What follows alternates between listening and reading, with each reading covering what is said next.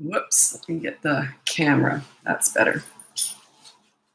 Okay. I'm on YouTube and I'm also on TikTok. My big audience is on TikTok, but I've got a YouTube camera up there, so whatever. Okay, so I'm just waiting for people to turn up. What time is it?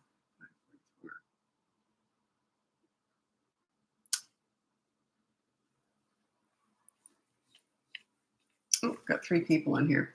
Hello, I'm just waiting for everyone to turn up. And while we're waiting, I would love to know where you're from and how old your kids are. I'm here in Vancouver, Canada, and my kids are 33 and 28, and I've got a granddaughter due this year. So that's where I'm at. Oh, shoot. Yeah, white shirt. Stupid me. Just a sec.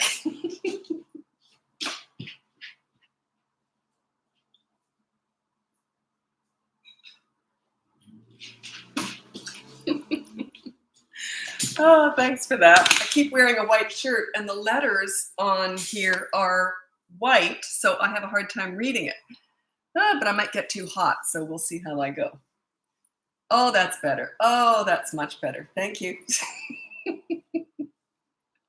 I'm going to write a note to myself. No white shirt. Just a sec. It's something that you never think about until you're here, like until you're on. Dallas, 16 months. Dallas, Texas, and Oregon, 3.5 and 1.5. So you're just coming out of that. The toddlers. Toddlers are the most physically demanding. Huntsville, Alabama, 3 and a 2-year-old. Oh, that's a nice. I have some clients who have like 3 to 1-year-old. You know, like they have 3 kids that are exactly 1 year apart. That gets harder to do as they get older because it's harder to time it. But yeah, often I have people who have three in a row. Orlando, almost 3 and just turned 1. So you're coming out of the toddler years. Bay Area, California, 2-year-old girl. You're right in it. How's 90 treating you? 90. Is that just a joke, or does that have some meaning that I don't know about? Okay.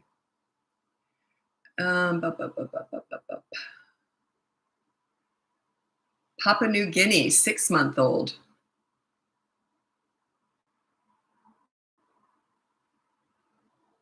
Okay. Sorry. I was just asking people where you're from and the age of your kids. We'll just get going now. If you go in the link above, you'll see that I've got everything up there in bullet point form. It's my website sort of condensed. It's got my courses. I've got my Bratbusters boot camp and then little mini toddler courses. Also, my coaching is in there and my free behavior board. That teaches you how to give respect to get it because you're on that behavior board too. That's what makes it work. You got to be accountable.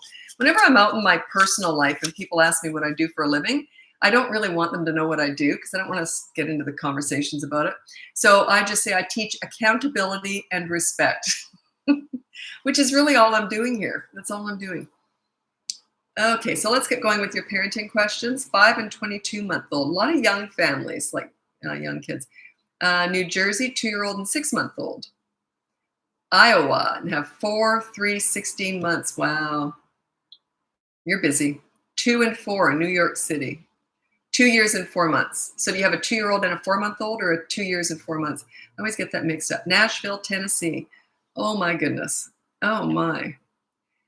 8, 6, 5, 4, 1. Oh my goodness. And the 1 is the only girl. So you got to stop after 5 because you finally got the girl, right? There's a video on YouTube or on TikTok. I don't know where it is. And it shows this family and they've got, I think, 7 boys and then a girl. Or no, I think it's 7 girls, and then in the delivery room, it's a boy, I think, and the dad just about passes out. It's hilarious. Okay, so let's get going with your parenting questions. Canada, yikes, 22, 23, 27, 29, and 5 grandbabies. Wow. You had them all really close in age. I'm going to say something that this is very controversial, and this is not my professional opinion at all. This is my personal opinion. About 30 years ago, I saw this different type of parenting come in, and it was all about how do I explain it? Making life easy for your kids. That's what it all, and I remember seeing this come in, and it was the participation awards, and that was what really stung me, and I thought, why on earth are you rewarding children just for turning up? And then what ended up happening is kids who couldn't even turn up to something, their parents would get mad because they wanted them to get a participation award even when they weren't participating. I saw all this coming about, and you know what? 30 years ago, I predicted exactly what's happening now. It's this sense of entitlement in young people, this sense of, well, the world owes me a living. And it really is, you're not doing your kids any service when you want to pave the way and make life easy for them.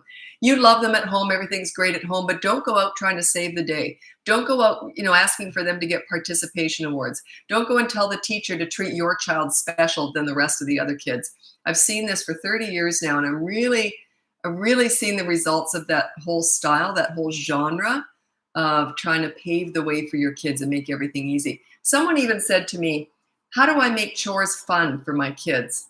I don't know if you're on here. Sorry about that. I don't remember your name, who said it anyway. But they said, how do I make chores fun? Why on earth would you want to make chores fun? It's important that children learn to do what they don't like to do too, because that's life, right?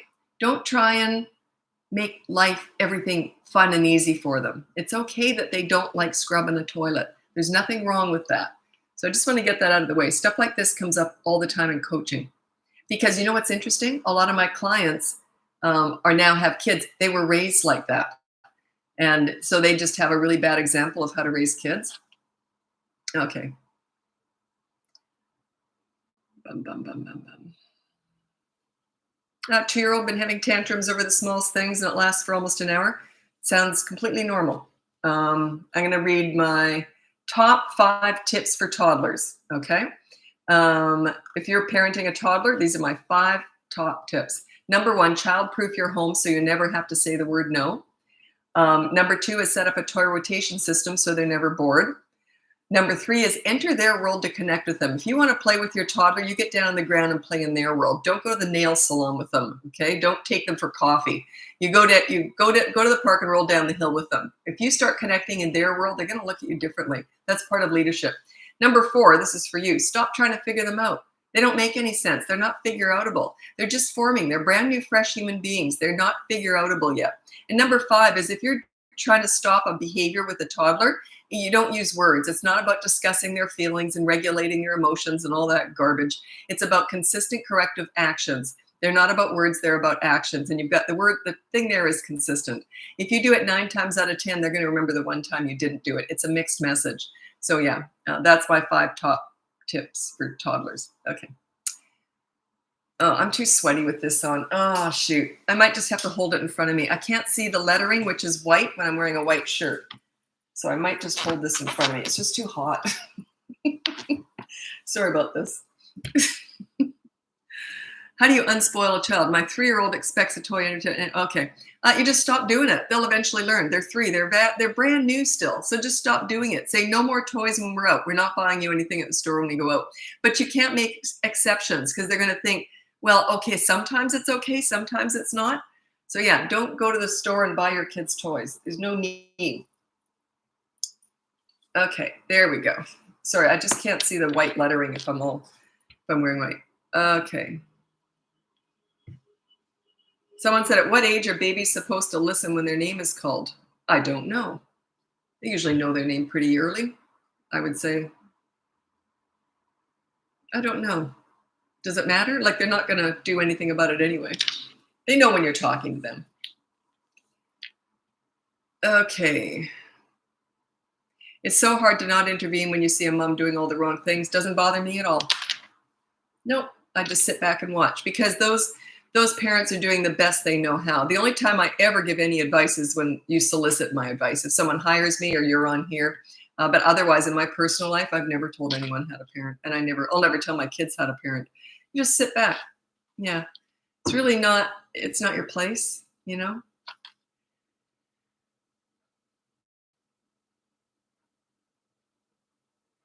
And you can just imagine like what I see out there, right? Yeah, and I never say anything. The only thing I ever say, I'll go up to moms if this is happening. If I can see they're absolutely strung out, they're in a grocery store, they got to get the groceries, the kids are tantruming, screaming. I usually go up to them and I go, been there. I haven't, but I mean, you know, been there, and they go, oh, thanks. I know it's really rough. They don't want you to help them. They want you they want to be relatable. They want to know it's okay to be where they are. It's the only thing I ever say in public. I used to have my logo on my car, and I used to do a lot of local TV and radio shows, and I got stopped a lot. Then I took my name off my car, and I don't do the old-fashioned media work anymore.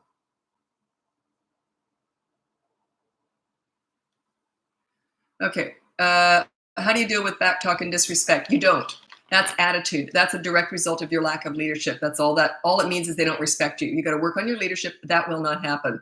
You got to put it, the first thing you do is set yourself up as a leader, and then that won't happen. You don't address the disrespect. It's just a sign that you're not a leader. That's all it means. They don't respect you. Period. That's all it is. So that's on you. Set yourself up as a leader, and they respect you. It's just the way it is. God, I'm getting sweaty just like this. Oh, silly me. How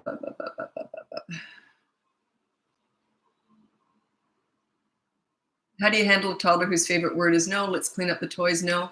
I don't really get toddlers to do chores. So, yeah, I don't quite know how to answer that one. You're asking them, let's scrub the toilet. No, if I was two, I'd probably say no to you also. So your expectation of a toddler is a little bit out of whack there. Best steps for leadership. That's a tough one. I've got a whole course on that if you're interested. The Bratbusters boot camp. It's a lot. There's a lot to it. But the most important thing that you are doing as a leader is you're bonding and connecting with your kids. That is what this is all about. It's not about discipline. It's just part of it. It's not about that. It's about bonding with them, entering their world to bond with them. Once they feel understood and connected with you, they are much more likely to listen to you. It's just the way it is. I've worked with hundreds of kids. I had no leverage. I couldn't take their phones away or anything. I had no leverage, nothing. But I could take Fun Lisa away. They didn't like that because I got close to them, and then it was almost embarrassing to be rude to me. Because they look up to you. Once you're a leader and you're connected with them, you're bonded with them, they look up to you, they want to please you. And remember, I mentored troubled teens too, so it works with them too. It's a little bit different, but anyway, so it's about bonding with them, connecting with them, being a safe place to land. They can tell you anything, and then they just want to please you. It's just the way it is. So yeah, think about connecting with them, making them feel good about themselves. This is what, when I was mentoring troubled teens, that was really my superpower. Someone said to me, how do you do that? And I said, well, they like themselves when they're with me, therefore they want to please me, or they certainly don't want to disappoint me. So if they like themselves when they're with you, they want to please you. It's the way it is.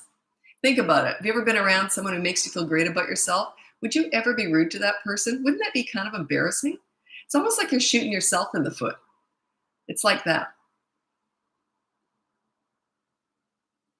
3-year-old won't try what we eat for dinner. Well, yeah, that's quite normal. They're going to go through that fussy stuff. And I don't give nutritional advice because I'm not a nutritionist or a doctor, but I do talk about what I did with my kids. I'm a real health food nut, so I didn't have any junk food or packaged food in the house. Like, it just wasn't there. And I made everything from scratch, and it was healthy. My kids had choices, this healthy food or that healthy food. So I didn't really care that if they were fussy or not. But then because they did respect me, I said to them, you have to try everything, but you don't have to eat anything. So they always had to try something, but it could just be like a little, put their tongue out and try something and then they just had to say, I don't like that. If they were rude about it, I didn't like that. But they just had to be respectful. Say, no, I don't like that, Mom. It's like, fine, don't eat it. So I didn't make an issue out of it, is what I'm saying. But they didn't have any junk food options. Kids tend to be fussier if they know there's ice cream in the freezer waiting for them. My kids didn't have that. So yeah, there was no ice cream in our freezer. You know what I'm saying? Like they just knew. That's what I did. But I can't give nutritional advice.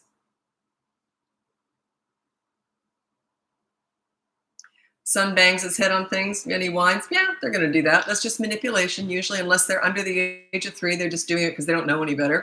So you just physically restrain them. If they're harming themselves or harming someone else or damaging property, if they're young, you just physically restrain them. You say no, and then you look away while you're holding them. You don't talk to them or look at them. You just are holding them.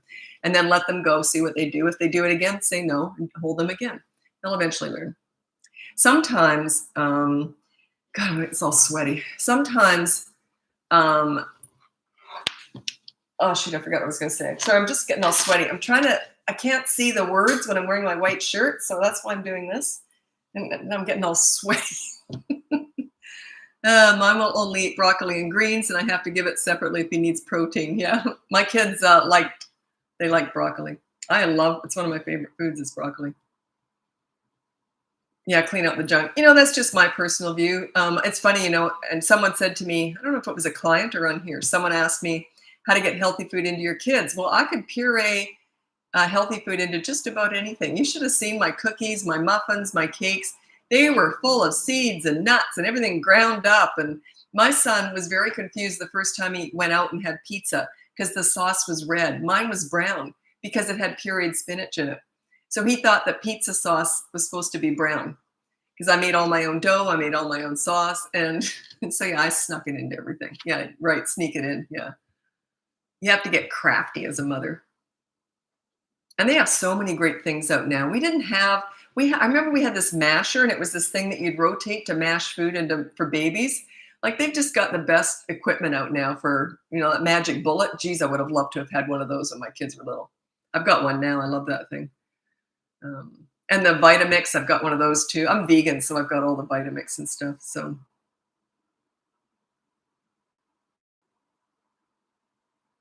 how to discipline my 2-year-old when she screams when being told to do something, sit down and eat. Well, a 2-year-old should be strapped into a high chair. It's like a car seat. Yeah, they should be strapped in. And I don't care if they scream and have a fit. They just won't get any food until they calm down and sit down politely. That's just the way it is.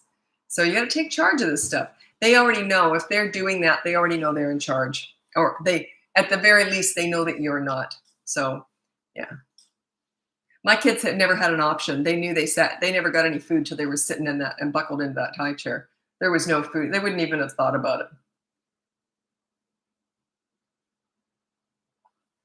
I remember if I made some cookies or something, the kids would get all excited. They'd run to work. They'd run and sit down politely waiting for it, because they knew there's no food around my house. None. You sit down, kitchen table, and that's it. They just learn. They don't know any different. But then they'd have friends over who'd take a bite out of something and walk around with food, and they put food all over my house. Like, oh my God. Unbelievable. But whatever, to each his own. You do that at your house. Don't do that to my house.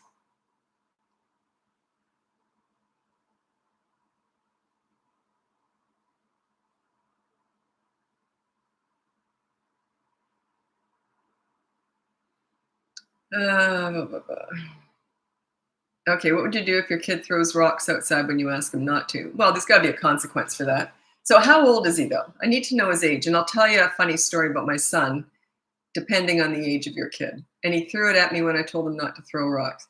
Okay, how old is he? This is Mama Bear 865. I need his age. Oh, 2.5. Okay, I'll tell you a story. Funny story. My son was about 2.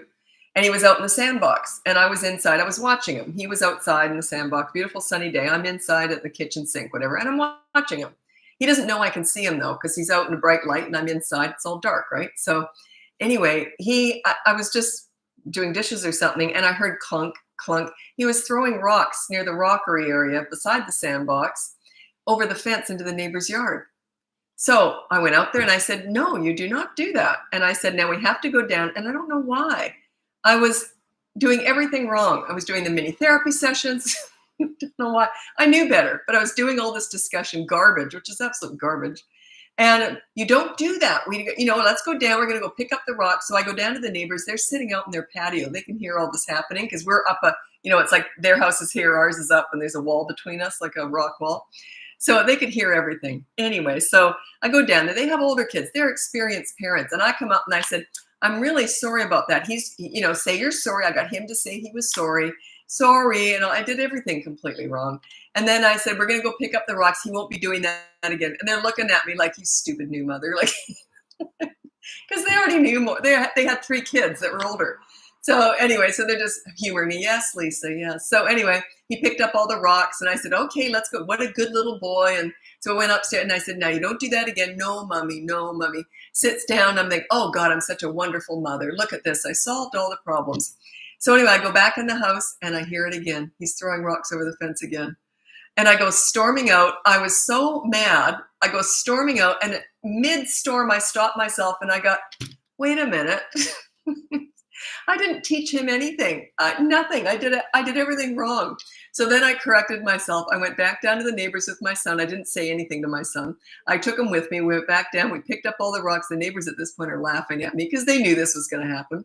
So I picked up the rocks again. I've got my head between my legs. I'm just so embarrassed at this point. We go back up. And then I said to my son, I said, okay, let's go over here. And I moved him in the sandbox and I showed him what to do instead of throwing rocks. I didn't mention the rocks. What you focus on, they tend to do. Don't put your energy into what you don't want. So anyway, I said, okay, here's a tractor. And I played with him for a while, got him going, okay, away from the rocks, got him going. And I said, okay, mommy's going to be watching you now. Have fun. I go back in the house and I kept calling out to him. Every time he'd look over at the rocks, I'd say, are you having fun, sweetie? And he'd go, oh, mom can see me. So I set him up for success instead of set him up for failure. It was no words. It's just about recorrecting the behavior, consistent corrective actions, right? Anyway, that's how dumb I was. I did it. I did the mini therapy session. It's the only time I ever did it. But anyway, because I knew better. I had tons of experience with kids.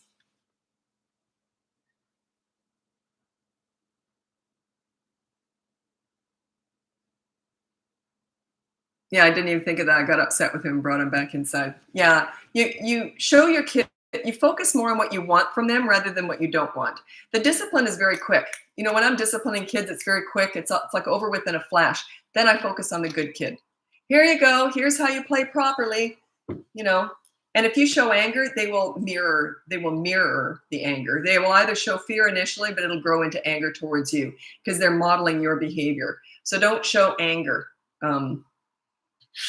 Yeah, I just about saw red that day. How embarrassing to have to go back down to those neighbors. They were laughing at me, of course, as they should have been. Well, they weren't laughing in front of me, but I knew they were laughing.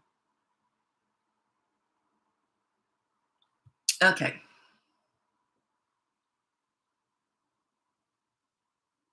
It would help if you put the ages down because things are very different with under 3 than they are 3 and above.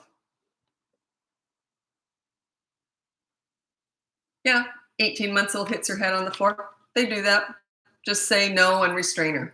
If you know she's going to do it, say no while you're holding her and then don't let her hit. But don't look at her and talk to her. Just ignore her while you're holding her. I've even recommended foam helmets for my clients who their kids just habitually hit their head on things because they don't know any different, right? They're just learning. So, and then they learn really quickly that if they don't bang their head, that foam helmet doesn't have to go on. They learn that within a couple of days. They usually learn that. Yeah, they're just crazy. Don't try and figure them out.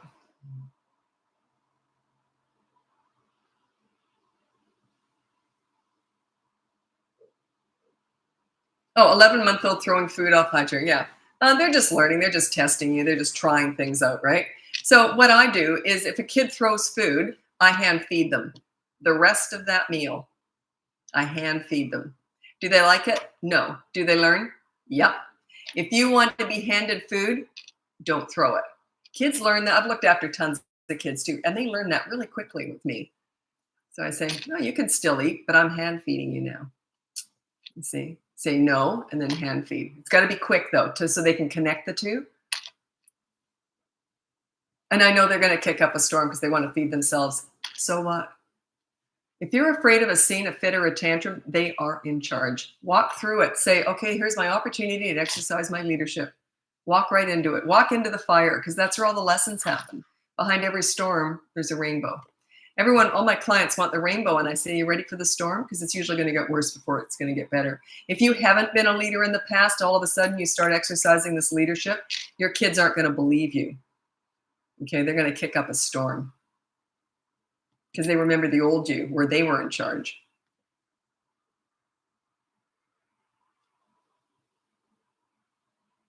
Yeah, separation anxiety. They get over it.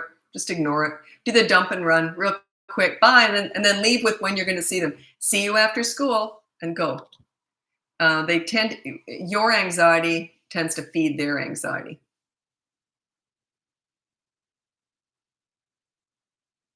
My almost 2-year-old cries and says she's hungry before bed. She's not. This is new. How do I stop? Just ignore it. Say bedtime. I'm hungry. You'll have breakfast in the morning. Um,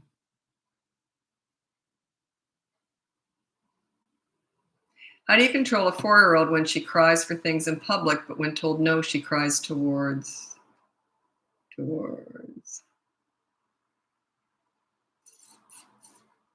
Don't know what the rest of that is. Well, here's the thing. If you're inconsistent, it's not fair to them. If sometimes when you're out, you give them treats, chocolate bars at the checkout, then the next day you don't, then where's the fairness there? You got to be consistent with that. So, yeah, I don't care what they do in public. You got to be consistent. You got to be 100% consistent and predictable. And you can't be a different parent when you're out than when you're home. People say, how do I handle public tantrums? Same way you handle tantrums at home. Be the same type of parent you are at home.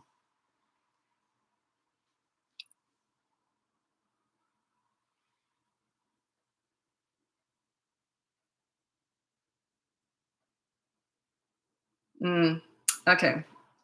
How do you get a 4-year-old to stop fighting, stealing toys with 20-month-old? Yeah, you might want to check out my course. I go into that stuff. That's my Bratbusters. What do I call it? Bratbusters Boot Camp. I changed the name of it a while ago. Anyway, Bratbusters Boot Camp. That's for 3 to 12-year-olds. Teaches you how to be a leader, and that stuff doesn't tend to happen. I go into sibling rivalry, but yeah.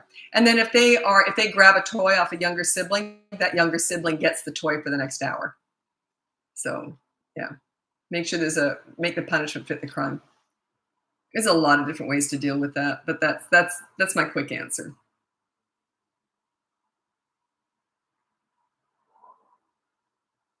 18-month-old hitting in the face when I take him out of unsafe situations. So he just hits you in the face. How do you give him access to that? I would have them turned around so they can't do that. You're actually setting him up to do that. If you know he's going to do it, I wouldn't allow it. I would hold his hands and hold him. There's no way I would allow that. Um,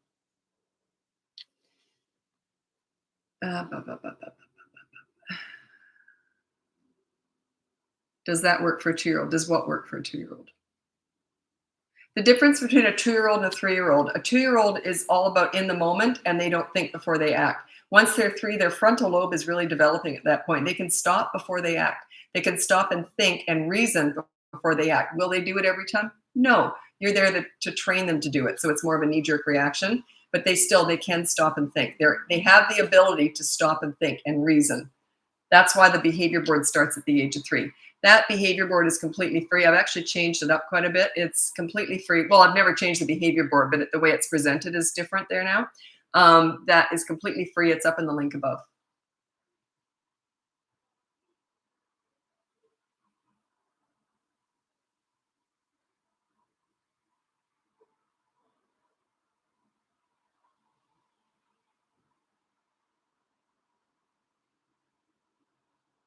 Hmm.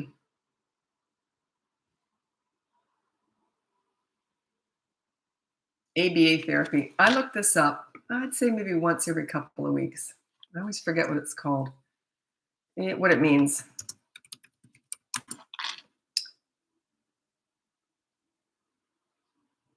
Yeah, applied behavior analysis. I don't do any of that stuff. I don't know what to say to you. Most of the kids I worked with had ADHD, so I learned all this from them.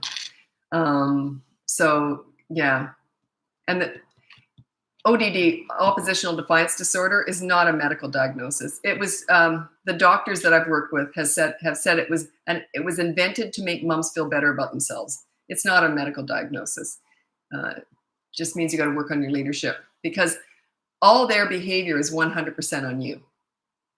It just is. We're all born with a certain nature and tendencies, but all of our behavior, what we say and what we do and how we act, that is a result of our parenting, our parents. Okay, so their behavior is 100% a direct result of your parenting. So whether or not they have, like, you've got a lot of acronyms and stuff going on there. It's almost like you're trying to pass the buck. That's what that feels like to me. It's like, yeah, so what about that? Where's your leadership skills? It's like you're trying to blame the kid for it. He's got ODD, ADHD. So all the kids I worked with did. I got respect from all of them. It's all about you. It's not about the acronyms.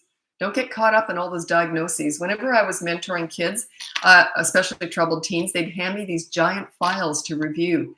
I'm like, are you kidding me? I never opened one. Not one. I treat the human, not the diagnoses, you know. I used to call them alphabet kids. They had all these alphabets after their name. Yeah, work on yourself, not your kid. Don't fix your kid, fix yourself. Fix your parenting. You know, I don't fix kids. I teach parents.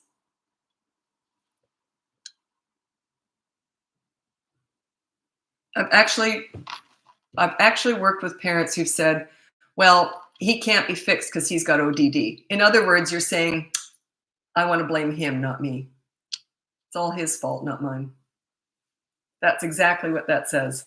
Yeah, you can imagine I'm not very popular sometimes. I just say it like it is. Like whenever, and I worked with kids, and I never worked with an easy kid. No one ever said, here's an easy one, Lisa. They all went, good luck with this one, Lisa. They always handed me the difficult kids and teenagers, right? So, and whenever they acted out, this is how I reacted. If they acted out under my care, I always did this. What am I missing? What am I doing wrong here? They're just kids. Don't blame them for how they act. Look to yourself, look to your leadership, up your own skills. Rather than blame them, fix yourself, learn, work on yourself. I always blame myself. I always think, what am I missing? What am I doing wrong? And I won't go into it here. There's a lot that I talk about in coaching that I don't talk about. That's one-on-one, my coaching. I don't talk about on TikTok. But yeah, I always blame myself, always, because I'm their leader. I'm their mentor, right? I'm their mother, their mentor. I'm the leader. So I always look to myself. I always look in the mirror. Oh, the spectrum, that's different. That's a specialty. If your child's on the spectrum, then that is not, I can't answer any questions on TikTok. That is coaching only. Yeah, I've worked with a lot of parents with kids on the spectrum, crisis work, kids who are abused, all that stuff. That's all coaching only, one-on-one. That's all done on Zoom if you're interested. Okay, you got a runner, 3-year-old runner. That is, I just got a little blurb on that the other day. I wrote it down. Oh, I did a video on it. And I called it 4 Annoying Traits Kids Are Born With or Not. They're either born and they're going to do it or they're never going to do it. One obviously is tantrums. You're either born with a temper or you're not. And then that goes through the rest of your life. You just learn how to manage it, hopefully. And then the other one is climbing. So little kids are born to climb or not. They're just overly cautious or they're not cautious at all. Or they're real adventurers. The other one is aggressiveness. They're either going to hit other kids or they're not. Or they're going to hit you or they're not. And then the other one is runners. They're either going to run or they're not. My kids stuck to me like glue. They didn't do any of those except my son had tantrums. But the runners are the ones who never look back. They're never worried about where you are. They just want to go on to the next thing. Get a leash, get a restraint, get a harness, whatever you got to do. Put the harness on them when you go out. As soon as they run, you say, no, you do not run, and clip them in. And keep them clipped in for the rest of that outing. Is it going to be hell? Yep. Yep, but it's worth it. Remember, the bigger the storm, the bigger the rainbow. The bigger the scene, the bigger the lesson. You got to be willing to go through that stuff. This is a lot of my clients at the end of a session when I've told them they have to deal with this stuff. This is them at the end. Okay, yeah, okay, I'm ready. Okay, because I tell them it's going to get ugly. It's going to get worse before it gets better, but it's worth it. You got to be willing to go through that storm. So buckle up.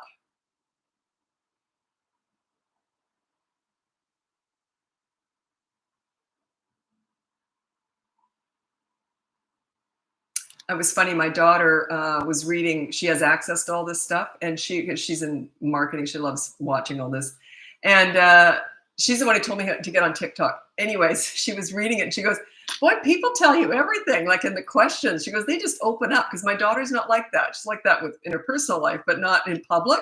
And I said, "You should see coaching." I said, "It's great. I love getting to the nitty gritty stuff." And you know what? If you open up about the stuff you're struggling with, I guarantee there's like thousands of moms right behind you or dads or whatever, right behind you thinking, oh, I'm not the only one. if you're struggling with your kids, I guarantee you're not the only one. And it's funny, it always strikes me as funny. I'll say to clients, I'll say, oh yeah, I got lots of other clients going through this too. You mean I'm not the only one? No, you're not. Most parents struggle.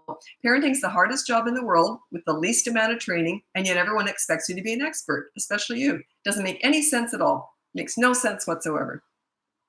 And you know what? Years ago, people had common sense, evidently, but they were raising kids with a village. Like they had a whole bunch of support. They had neighbors, they had grandparents, aunts, uncles. It was just a different dynamic back then. We tend to be segregated and on our own doing it now. We don't tend to have a lot of great examples sometimes if you were raised with this pleaser parent style. That genre of always trying to make life easy for the kids, that's not setting you up for success as parenting at all. Yeah, the why questions. Yeah, my kids did that. I just said, I don't know. I never set myself up as as an expert. I would just say, I don't know. But why is the moon like that? I really don't know. Do you want to go figure it out? Do you want to go to the library and figure it out? And they'd usually go no. Or else sometimes they'd say yes. So I never set myself up as an expert. Or else if they did it too much, I would say, why are you asking me stuff all the time? But why? Why are you asking me that? Why? And then they'd laugh and that'd be the end of it. So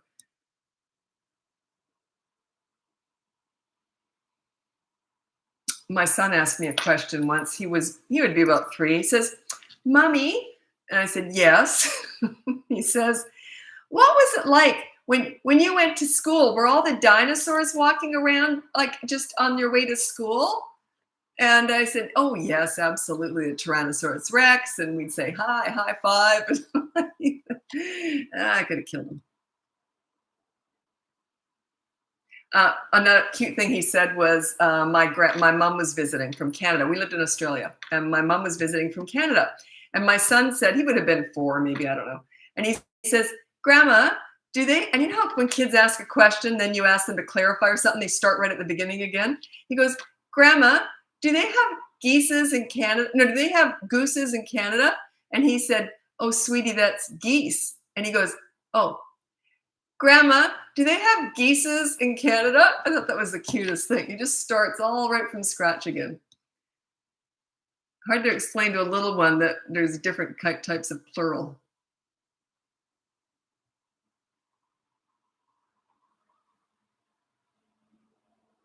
Okay. You got a 2-year-old and a 4-month-old. How do you combat jealousy? Not very easily. That's a tough one because it's very hard for a toddler to understand why that little shriveled up, stinky, screaming thing who takes their parents away should stay at home, should even be there. It's very hard. It just takes time usually. So what you should do, or what sometimes helps, is when you're spending time, I never suggest a lot of one-on-one time. I don't like that. If you see my video, me talking about this before, I've explained it. I like everyone to have fun together so that they bond with their siblings. Anyway, I would be holding the baby and giving that time and playing with the toddler while you're holding the baby and saying, wow, he thinks you're great. Look at him watching you. So make it look like you got a little fan club here. So whatever they do, look, oh, he thinks you're great. Look at, you see what I mean? So that's like their little fan club. God, I'm getting all sweaty. I'm just holding this because I can't see the white letters with my white shirt. Okay. Moose or moose, yeah. Yes, I know. No meese, are there? My son refuses to do schoolwork while at school. What should I do? Well, I don't know. And how old is he? 16, 6? I don't know. And I don't know what the problem is. Can't he just do it at home? I don't quite know what's going on. He's 6 years old and he refuses to. Well, I don't know what's going on there. I don't have a big enough picture about that. But yeah, so what? He just does it at home then. You have control over that. Like you can find out exactly what's expected of them. You can find out, I know online now you can always find out what they're supposed to be doing. So just make sure you don't have to do anything at school if you don't want, but you have to come home and do it then. You can either do it at school and then maybe have PlayStation at night, or you can just spend the night doing homework. That's your choice. I always used to say to my kids, it's your choice, like as if I had nothing to do with it. So they'd always stop and think. They never even blamed me for anything. They just thought, I always said, what's your choice? I used to say to my kids, if you're good, life is good. If you're bad, life ain't so good. I'll make sure of that because I'm your mother and that's my job. So I wanted to make them accountable. So I always said, it's your choice. You don't have to do anything you don't want to. But if you don't do it, There's going to be a consequence. It's your choice. It's your choice. I empowered them. They actually thought everything was their choice. And it really was when you think about it.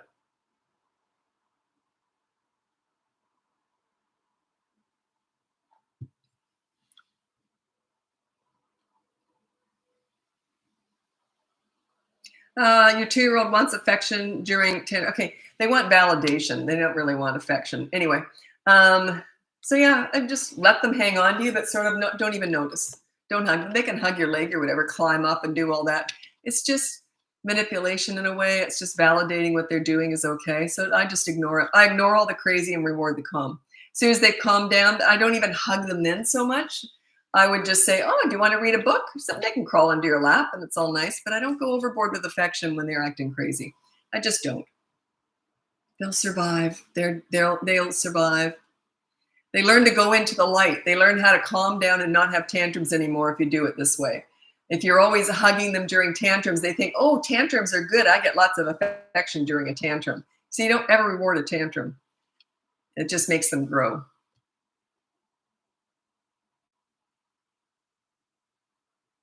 Two-year-olds that whine, yeah, well, that's sort of learned behavior. It must have been rewarded at some time. If they whine, I kind of just ignore that stuff. But as soon as they talk nicely, or I might say, you ask like this, and then I reward when they do talk properly. But if they're whining, they get nothing. Yeah, I've seen some real whiners, and I've always watched the mothers feed it. And I'm thinking, and then they complain about their whining, and I'm like, I don't say anything. Right? None of my business how my friends parent, or back in the day when my friends had kids, or all our kids have. We all have grandkids now. Anyway, but yeah, oh, he's just so whiny, and then he'd go, I want that, and they'd hand it to him. I'm like, don't reward what you don't like. Listen to her, y'all. It works. Jessica Long. Oh, you're regular. Hi, Jessica. Talking from experience. It just does. It just works. This stuff, I've been doing this for 51 years. It just works. It's just common sense. I'm no Einstein for sure, but I understand kids. I do. I understand teenagers. I understand toddlers. I just get them. I just do. And this stuff works. I've been doing it for 51 years. It just works. You know. And also, if you're going to take parenting advice, don't do what I do with business advice. Don't pick and choose what you like from 20 different people. It doesn't work. You got to pick a path. Just pick someone that you like what they have to say, like their message. It resonates with you. Give it a go for 3 to 6 weeks with parenting, or 3 weeks minimum. And if it doesn't work, then move on to something else. Okay. But you can't pick and choose. It's like dieting. You can't pick and choose what you like from different diets and expect to lose weight. You got to pick a path, pick a diet, pick a routine, pick a method. So follow me for 3 weeks or follow someone else for 3 weeks and see if it works. See what resonates with you. I'm not stupid enough to think I'm the only one in this world who has good parenting advice. I love my advice because it works so beautifully for me. But maybe your personality style, maybe it wouldn't work for you, So go shopping around. I was just saying to my daughter, we see each other every morning. We go to the same gym early morning, and we see each other. And I said, I just don't know if I'm making a difference these days. I'm feeling kind of frustrated. And she goes, well, what do you mean? I said, I'm not getting a lot of opposition. I love it when people argue with me. It's my fuel. It's like, oh, I'm making a difference. Oh, I'm shaking things up. And I just don't get a lot of that. I think they've just kind of given up on me. I used to get a ton of that when I first came on TikTok. But yeah. Or maybe more people are just coming on board with this and realizing it works. I don't know. But yeah, I'm probably the only person out. No, that's not true. A lot of people understand that. That is fuel. When people challenge you, because it makes me even more, how do I explain this? More sure of what I'm doing. When people cut down what I'm doing, other coaches, people have really come at me. And it's a good thing. It means you're shaking things up. That's what I'm trying to do. 2-year-old started hysterical crying at bedtime. She ends up just a stage. 2-year-old, don't try and figure them out. They just go through. Just when you think you got them figured out, they change again. Toddlers are crazy. Don't try and make sense out of them. They don't make sense. They're brand new, fresh human beings. They're just forming. So put your energy towards what you like, what you don't like, consistent corrective actions, really quickly though. Just get it over with and done with. And then focus on the good kid. Oh God, I'm sweating. Whew. Have to keep this up so I can read the white lettering. Twin boys, how old are they if they're hitting at school? Uh, That stuff, when I'm doing coaching. If you want to hire me, that might be a coaching issue. That's kind of a big issue because that can escalate. And we like to get right to that. We like to get to work with that. But yeah, I don't know how old they are. And I keep getting called to the school. When you're getting calls from the school, now remember, the reason why I take that so seriously, imagine all the stuff schools deal with. If they have to start calling home because something's going on, it's next level, it's escalated. So that's why it's something that you need to address. You want to address that behavior.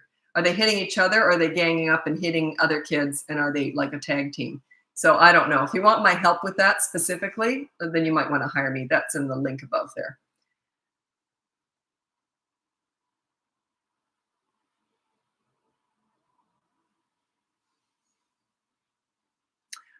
Um,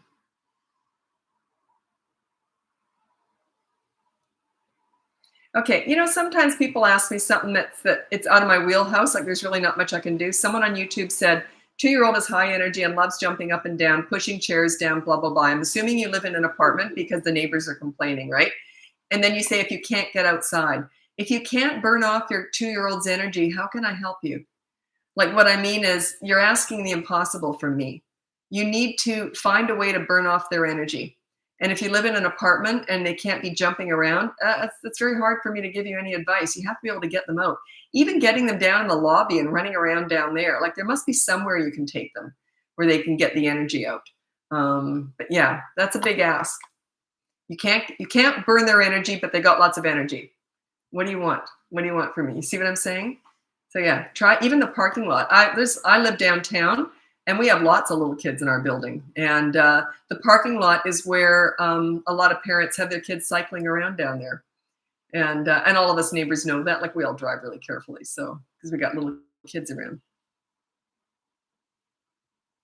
There's usually somewhere you can take them.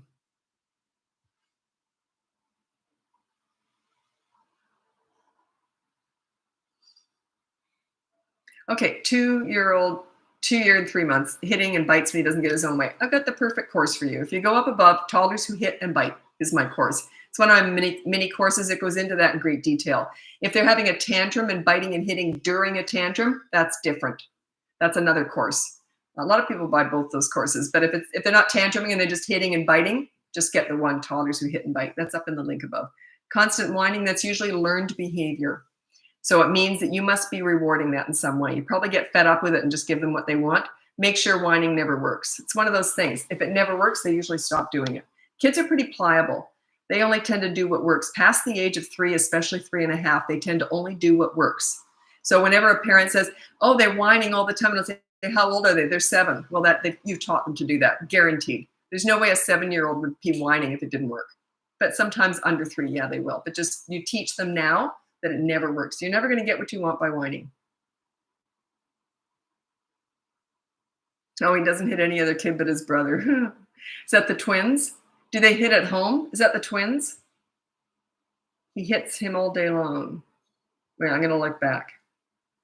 Oh, I get dizzy. And I can't see because it's all white on there. Just a sec. If anyone tunes in, they're going to go, what is she, Dracula or something? Sorry. I can't find it. Anyway. 1 and 3. Oh, okay, 1 and 3-year-old. The 3-year-old hits the 1-year-old. Every time that happens, you say, okay, your little baby, your little brother, whatever, gets your favorite toy for a whole half hour or whatever.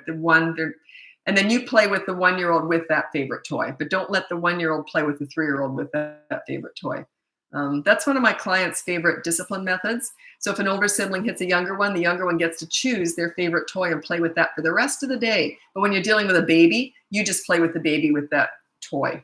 So I'm not trying to cover my chest. I'm just trying to cover the white shirt because I can't read the white letters. I have to keep saying that because I just look so stupid when I'm doing. It's just too hot to do this. Oh.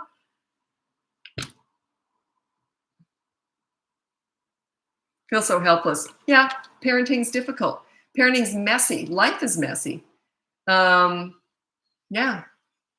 But once you know what to do, it gets easier.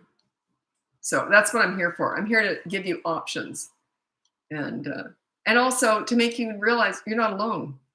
Look at all these questions on here. Look at. I get about 2,000 participants per live. Are they all finding parenting super easy? No. Are they losers? No. They're usually most of my clients are highly successful, highly functioning people, and they get these little human beings in their life and they go crazy. So yeah, you're not alone. Do not look at those pretty mums on Instagram. That's just ridiculous. You look at mom fails. Look up mom disasters, all that stuff. Life, it's funny, it's messy.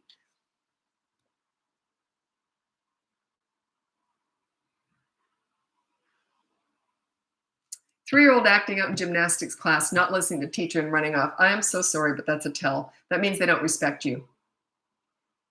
My kids wouldn't have done that in a million years because they would have had to have faced mom afterwards. So work on your leadership skills. That would not happen. Guaranteed. Yeah. My kids would not want to face mom after that.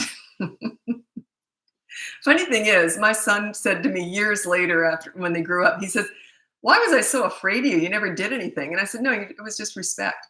You would have been embarrassed to face me after doing something silly, you know?"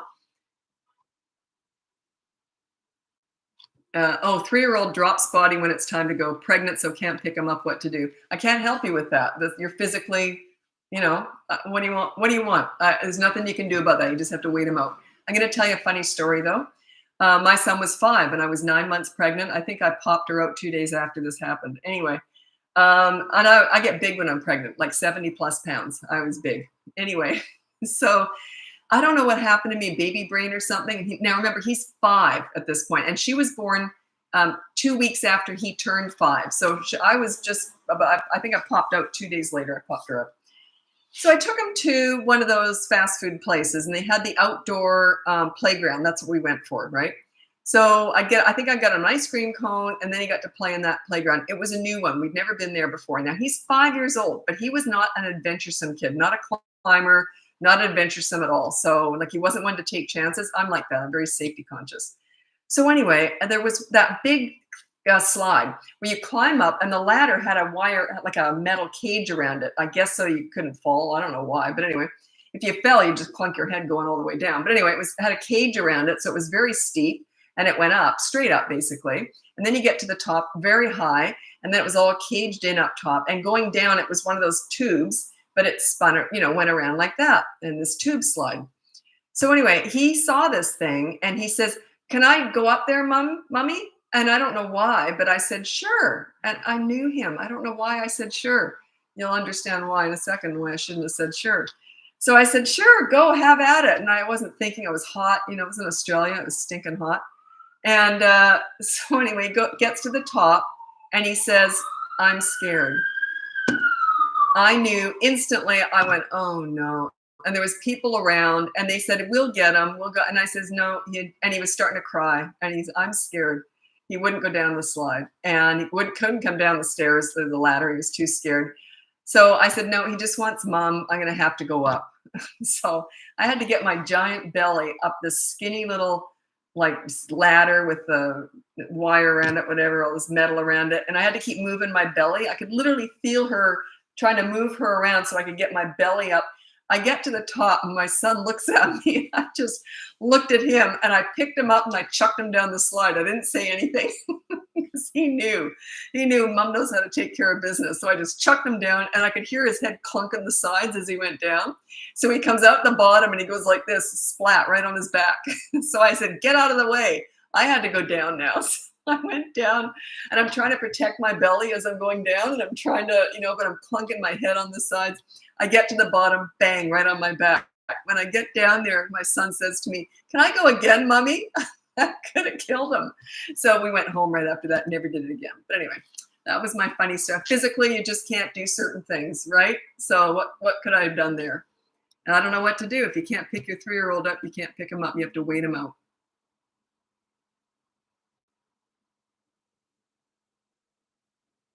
Yeah, I could have killed him. And when I got to the top too, he knew, like, he knew by my face, like, "You're going down now." He never fought me, never said a word. I would literally do the same thing, LOL. Yeah, he loved it. He like, when you got a real leader as a parent and who just takes charge like that, they actually feel safe. He felt safe with me chucking him down the slide, if that makes any sense. You'll survive. There you go. Okay. Now, This one, you're not going to like my answer because I'm not really going to have an answer for you. That's why teenagers, it's almost always coaching one-on-one with me. And I'll tell you why in a second. Mama Cruz says, my 14-year-old is always late to his classes in his first year in high school. What can I do? You cannot do anything about that until you've worked on your relationship with him. I always say that to get respect with little ones, you discipline them. With teenagers, you've got to get respect before you discipline them. So if you've got a good relationship already, I would say something like this. I'll tell you what, you got to be on time to your classes. If not, there's going to be a consequence. What do you think that should be? And just talk to him about it if you've got a good relationship. If not, we got to do some work first. So if you want to hire me, it's usually 5 sessions with teenagers. But yeah, you can't do much about that if he doesn't respect you. So yeah, I would negotiate it. Say, you can't be late. If you are, what should be the consequence? And that would be about it. Do you have a course on how to be a good leader as a parent? I do. It's called Bratbusters Boot Camp, and it's from 3 to 12 years old, and it is in my link above. It's a 5-week course. Now, as a warning, you get the whole 5 weeks right away. Like I don't pace it out, but do not pace yourself out. You can do it in 5, maybe 6 weeks. Do not do it in 3. A lot of people want that everyone wants week 4. That's the gold. You'll see it when you see the course. Everyone wants to start in week 4. Don't do it. A few people have done it, and then they've written to me and owned up to that and said, oh yeah, we did exactly what you said not to do, and it didn't work. It's all paced out. I've been doing this now for 17 years, teaching this. So it's all paced out just over a period of 5 weeks. Okay. Well, how do you tell? I think you've asked this already, Laura, haven't you? How do I tell my 3-year-old his grandpa's passed? He keeps asking about him. I would just say grandpa died. Means you won't be seeing him anymore.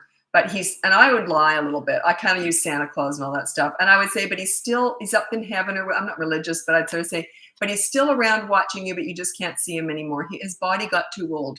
His body wore out. But yeah, don't try and hide grief. Let it happen. It's ugly. You see that again, that's that please your parent style. It's like you want to make everything easy for them. Some things are hard. Death is hard.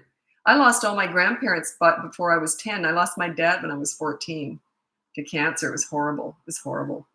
You can't protect them from grief. Don't try to do that. You're doing them a disservice because you're making it look like grief isn't okay. I missed it last time. I'm sorry. Okay.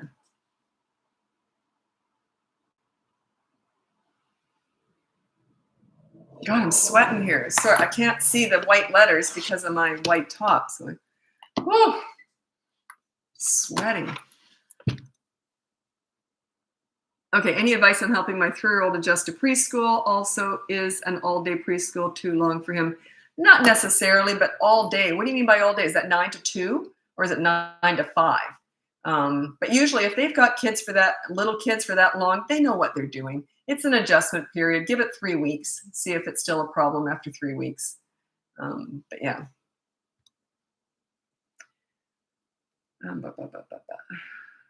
7-year-old curses all the time. Use my behavior board. It's in the link above. And say no bad words. That's the rule. And there's a consequence every time they say a bad word. And then parents always say to me, what if they say 50 bad words in one day? Well, then you go to the second consequence. There's 2 consequences for kids. There's only 1 for parents. You'll see it. Check out the behavior board. So like the first consequence might be you have to help with laundry as a consequence for swearing. Then if they swear all day, say, okay, well, look, you swore all day, so laundry isn't going to cut it. Media blackout for 24 hours starts now. Something like that. So you always have 2 consequences because you start with a positive action. If that doesn't work, it's hard to get them to do something sometimes. So if that doesn't work, then you instantly go to the negative deprivation. You take something away. You can always do that. But you don't start there because then you got nowhere to go. You want them to kind of learn. You want to keep it all kind of positive, like you want them to help you with chores or something if they did something bad. But if they won't do that, say, okay, you didn't do that when I asked you to do it. So now it's 24-hour media blackout. Okay, I'll do it now. Too late. 24-hour media blackout started 30 seconds ago. Too late. You can't go back. Once you've said it, you can't go back. They learn like that. It's usually a real stinky fight the first time you do that, but it's worth it. They learn who's in charge. You want that. They need, crave, and want leadership. You want to be a leader for your children. I would like to sign up for coaching for my teenager. We have a good relationship, but I want to learn more. Yeah, okay, teenage stuff. Teenagers are my favorite age. I have a whole bunch of reasons for that. One of them is they're always going to be smarter than us because their brain power is at an all-time high, but they're also not swayed by a bunch of baggage and life experience. They're really fresh. Like they got all this smarts with a fresh brain. Like I just find teenagers fascinating. If you're not learning through your teenagers, you are missing out big time. They're going to teach you way more than you're ever going to teach them. Yeah, I love teenagers. Once you get respect, then it's just fun, but it's mutual respect. Oh, I don't discuss how to help your brother. I only teach parenting. If I was to tell other people how to handle other people's kids and the parents don't like it, it would be irresponsible of me. I only teach parenting. Like a lot of people, a huge portion of my clients are teachers, principals, school counselors, child psychologists. It's not that they struggle more than other people. It's just that they are learners. They want to get it right. And also what their skill, I don't have their skill level. They have different skills. Parenting is a very different skill. I've got my PhD in parenting because I've worked with hundreds of kids and I've raised my kids. I finished the job. That's your PhD. You know, like you can't teach parenting unless you finish the job with your own kids. How do you know where you're going? If you just have little kids and you're teaching parenting, how do you know what the teenage years are going to be like? That's what we're all aiming for, is easy teen years. I always work backwards from there. Everything I talk about, I'm working towards those easy teen years. I want you to sail through it like I did. I want you to enjoy your teenagers and keep them out of trouble. My son told me this story. He was at school and one of his schoolmates said to him, "Hey, would you ever break the law?" And my son said, "Are you kidding me?" He said, "I'd be terrified my mom would get to me before the police would." Darn right. He wasn't afraid of me. It was just respect. He'd be humiliated to do something wrong, you know, and then have to face me.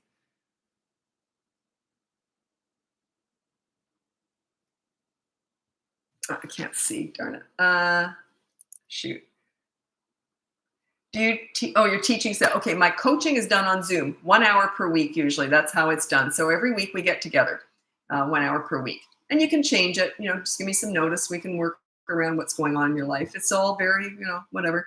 But yeah, it's all done on Zoom. Used to be Skype. Remember that beep, beep, beep? And no one knew how to use Skype. Oh, it was awful. I used to have to send out instructions on how to do Skype. And then still, the first session was always a disaster.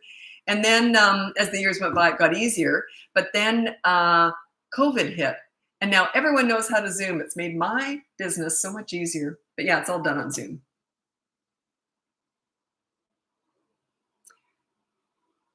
Okay, which one of your courses should I take for 3-year-old twins hitting at school?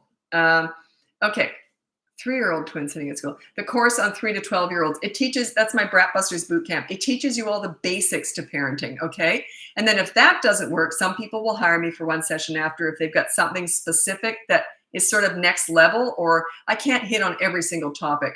But yeah, once you've got respect at home, they don't tend to act out anywhere. It's just the way it is. Set yourself up as a leader at home, and they carry your leadership umbrella wherever they go. Wherever they go, they've got your leadership umbrella with them by the age of about 3 to 3.5, maybe 4.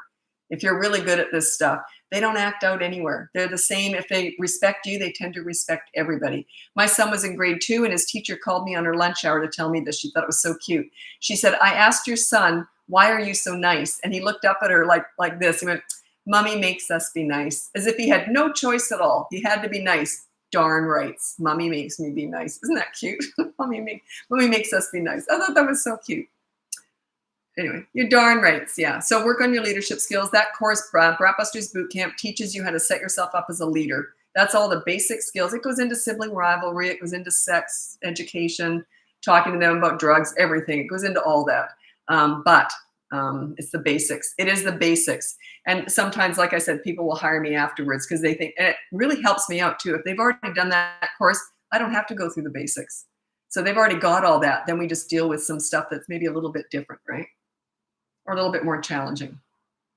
But I haven't got a course for teenagers yet, because I would think if I had a course for teenagers, here's coaching. That's the top level of everything I've got to offer, because it's one-on-one, right? But the course with teenagers, I would think the results would be down here with the course and up here with coaching. With that course that I've got now for 3 to 12-year-olds, here's the course, here's coaching. It's not that different, because your problems aren't that huge yet. In teenage years, you can be dealing with some real life and death crisis stuff. So that's why the variance between the results that you can get, I would see if I had a, that's what's bothering me about having a teen course out there. I'm sure I'll do one day, but I don't want the variance to be that different because I'm getting older. I'm not going to want to coach forever. I'll probably always do crisis work though, like the life and death stuff, because that's, not many people do that. So I think it's sort of what I should be doing. But yeah, I'm getting old, so who knows how much longer I can do this.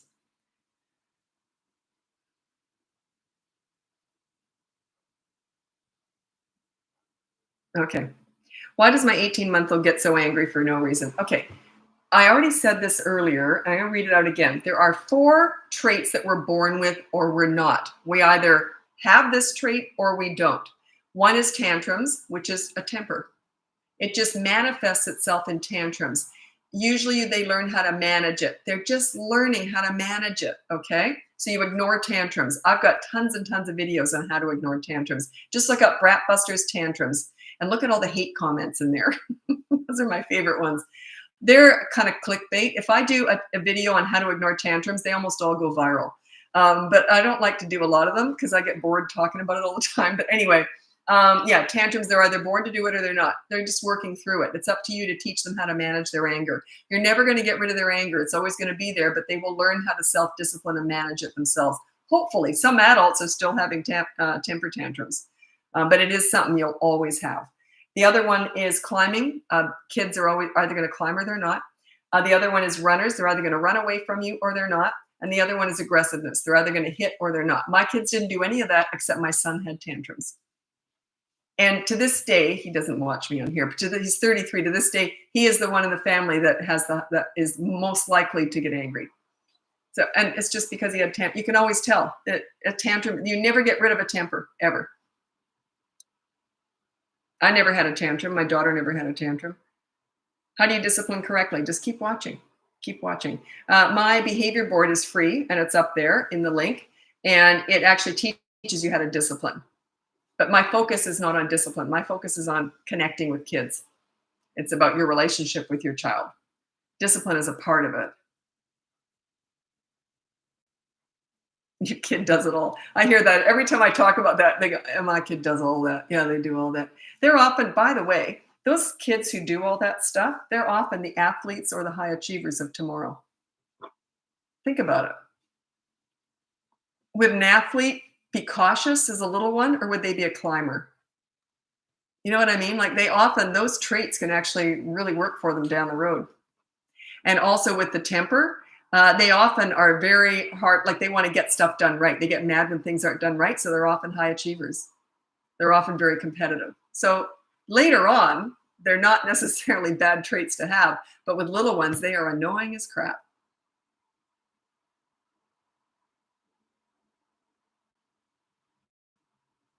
He's extremely agile and athletic. Yeah.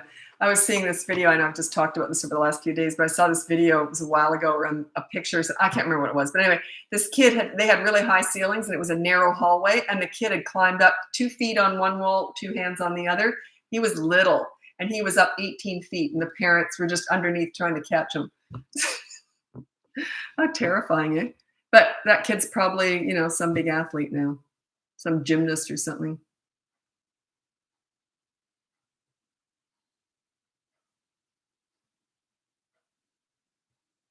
Yeah, but like I said, too, also, what was I going to say? Is it ADHD? What is it? Is it ADHD? Think about, okay, ADHD, the H stands for hyper, right? We don't hear about ADD very often. It's usually almost always ADHD. I actually kind of think it always was. But anyway, ADHD. So think about it. By the time they're teenagers or young adults, let's say they go into business for themselves, is that hyperactivity going to serve them well? Probably. So it can be a really good trait to have down the road. A lot of my clients have ADHD. And the interesting thing is that the clients who do, the parents, I mean, they're high achievers. I get a lot of really successful and some famous people on as clients. And a lot of them say, yeah, I have ADHD. And they're super high achievers. So yeah, it can really serve you well. So think of that. It's not necessarily a negative. Annoying as crap when they're little, yes.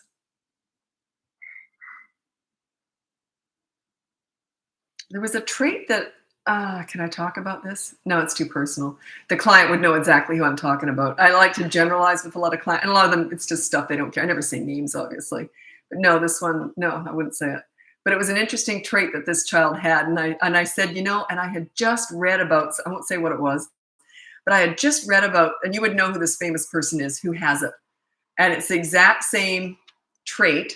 And this person is hugely respected and high achiever. So this parent felt a lot better about that trait. Okay. Oh, I got to get going. It's been over an hour now. Anyway, if you go on the link above, I have everything on there. My coaching is on there. That's all done one-on-one, 1 hour per week, usually on Zoom. So it doesn't matter where you live. And then also my courses. I have 3 mini toddler courses. One on tantrums, one on potty training, and one on toddlers who hit and bite. And then my big course, 3 to 12-year-olds, is my Bratbusters boot camp. That teaches you how to set yourself up as a leader in 5 weeks. Then my free behavior board is always sitting there, and that teaches you how to give respect to get it. That's sort of the starter kit with all this stuff. So check that out. That's completely free. It's all in the link above. It's basically my website in bullet point form. So anyway, thanks so much. I'll be back again tomorrow night at 7 p.m. Pacific time. Bye now.